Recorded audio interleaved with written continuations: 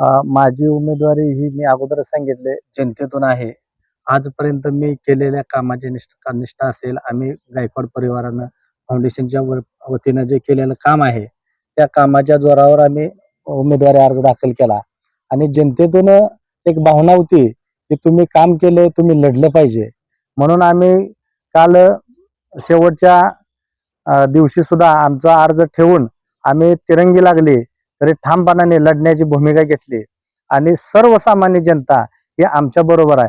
विठ्ठल परिवार असेल, पांडुरंग परिवार असेल, सर्वच लोकांबरोबर माझे सलोख्याचे संबंध आहेत आणि हे कुठल्याही एका व्यक्तीची किंवा कुठल्याही एका नेत्याची निवडणूक नाही, ही सर्वसामान्याची निवडणूक आहे आणि माझी उमेदवारी ही सर्वसामान्य जनतेची आहे.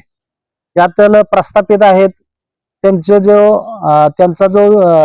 व्हिजन आहे ते प्रस्थापितांचं वेगळ्या पद्धतीने आहे. त्यांनी 40 वर्ष सत्ता घेतलेली आहेत आणि त्यांना अशी सत्ता अजून ठेवायची आहे.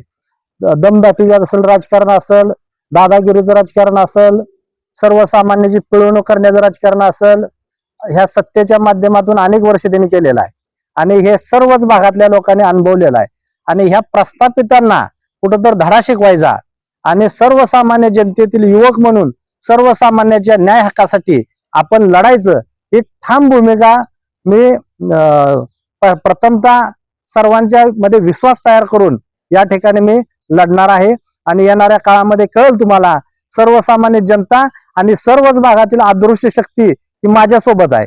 त्यामुळे येणाऱ्या काळामध्ये हा विजय हा आपला निश्चित आहे. यामध्ये सर्वच गटातटाचे सर्वसामान्य लोक मला मदत करणार आहेत आणि त्यामुळं मी ही निवडणूक लढून जिंकणार आहे.